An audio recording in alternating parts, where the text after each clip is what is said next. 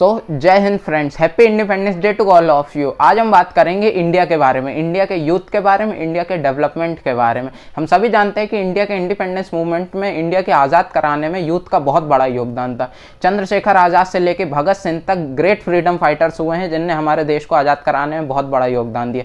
लेकिन आज का हम यूथ देखते हैं तो आज हमारे यहाँ पर सबसे ज़्यादा youngest nation of the world हमें कहा जाता है इंडिया को। हमारे देश में 139 करोड़ से भी ज़्यादा की पॉपुलेशन है, जिसमें से 50% सिर्फ ऐसी पॉपुलेशन है जो 25 ईयर्स से कम की एज की है। यानी कि यूथ की भरमार है हमारे यहाँ, इतना ज़्यादा यूथ है हमारे यहाँ। तो ऐसा क्या लैकिंग हो रही है हमारे यूथ में जिसकी वजह से हमारे यहाँ डेवलपमेंट नहीं हो पा रहा। हम लोग बचपन से सुनते हैं कि इंडिया एक डेवलपिंग कंट्री, लेकिन एक टाइम स्पेन होता है जिसके बाद एक डेवलपिंग कंट्री डेवलप कंट्री बन जाती है। तो आखिर कब तक इंडिया एक डेवलपिंग कंट्री ही ऐसे चलता रहेगा? उसका टाइम स्पेन कब होगा कि वो एक डेवलप कंट्री बन जाएगा?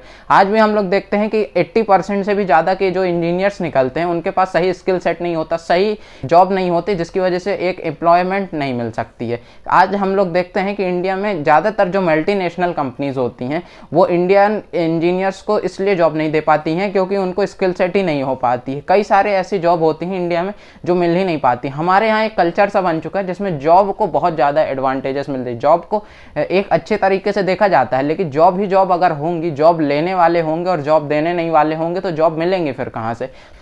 इंडिया के इतने बड़े यूथ को, इतनी बड़ी वर्क फोर्स को अगर हम बेनिफिट की बात करें कि इतने बड़े वर्क फोर्स का क्या बेनिफिट होता है, तो ज़्यादातर जो नए इनोवेशन होते हैं, नए आइडियाज़ होते हैं, जितने भी आइडियाज़ होते हैं ये यूथ की तरफ से ही आते हैं। और जब यूथ इतने बड़े आइडियाज़ को लाता है, इतने अच्छे इनोवेशन को लाता है, तो वो उस आइडिया को एग्जीक्यूट करने से, उसको उसमें रिस्क लेने से डरता नहीं है बिल्कुल, जिसकी वजह से हमारे देश का धीरे धीरे डेवलपमेंट होना शुरू होता है। और जब इंडिया के पास इतना बड़ा यूथ है तो कहीं ना कहीं से कोई ना कोई आइडिया इनोवेट हो रहा होगा। और जब एक साथ इतने सारे आइडिया इनोवेट होते हैं तो वो देश धीरे धीरे डेवलप करना शुरू कर देता है। और जब वो डेवलप करना शुरू कर देता है तो इतना बड़ा देश जब डेवलप करेगा तो वो विश्व गुरु बनने की ओर अपना पहला कदम रख देता है। और इंडिया के पास आज भी यही बेनिफिट है कि इंडिया के पास दुनिया का सबसे बड़ा वर्क फोर्स है, दुनिया की सबसे बड़ी यूथ है, काम करने वाली जनता है जो कि हमारे देश को आगे बढ़ा सकती है। अगर हम अपने यूथ को सही डायरेक्शन देते हैं, सही माइंडसेट देते हैं, सही वो स्किल प्रोवाइड कराते हैं, सही नॉलेज देते हैं, तो हमारे पास इतनी पोटेंशियल है। क्योंकि इंडिया के यूथ के पास पोटेंशियल की कोई भी कमी नहीं है, सिर्फ उनको माइंडसेट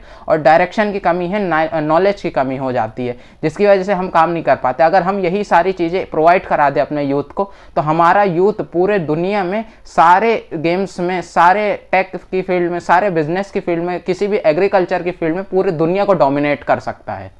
इंडियन यूथ के साथ जो मेजर फ्लॉज हैं, मेजर प्रॉब्लम्स हैं, उसमें से कुछ 2 प्रॉब्लम हैं जो कि मैं मेनली मानता हूं जिसकी वजह से इंडियन यूथ को इतना ज़्यादा प्रॉब्लम्स फेस करना पड़ा। पहली है कि we have change the real heroes of our society. हमने अपने हीरोज़ को, रियल हीरोज़ को भुला ही दिया है, अपने रियल हीरोज़ को ही चेंज कर डाला है।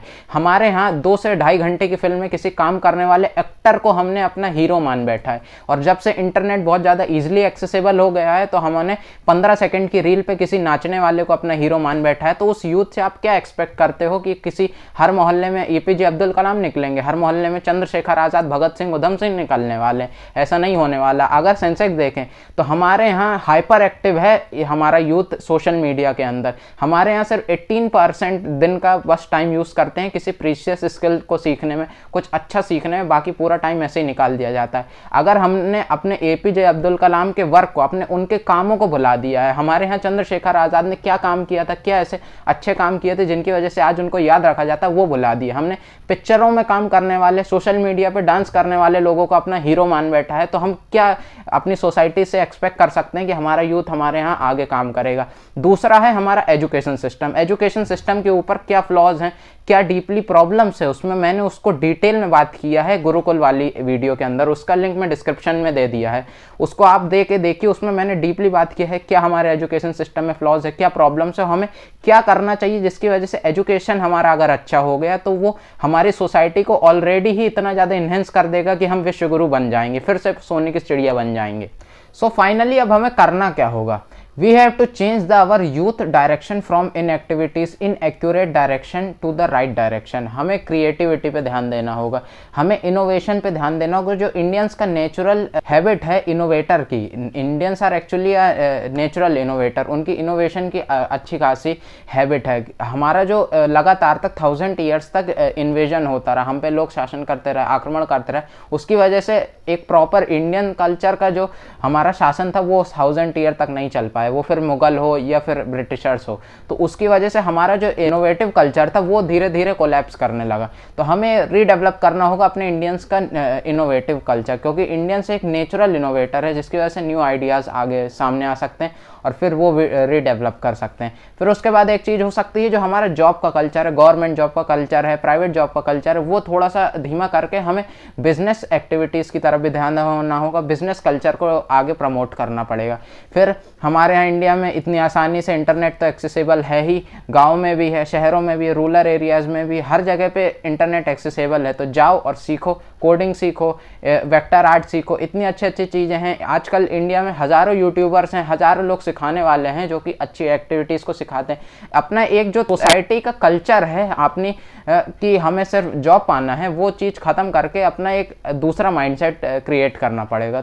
सो वीडियो अच्छी लगी तो वीडियो को लाइक कर देना, कमेंट बॉक्स में लिख के बताना कि क्या जो मैं कह रहा हूँ वो सही बात है कि नहीं है। मिलते हैं नेक्स्ट वीडियो में। जय हिंद, जय भारत।